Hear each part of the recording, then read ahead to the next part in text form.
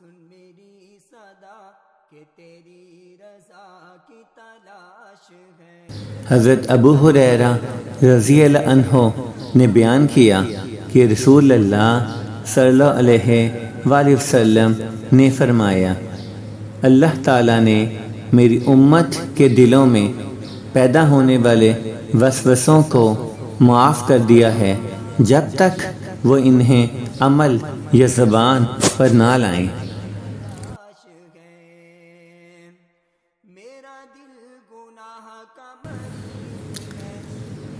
Narrated Abu Huraira radhiyallahu anhu, the Prophet, peace and blessings of Allah be upon him, said, Allah has forgiven the whispers in the hearts of my ummah until they put them into action or language.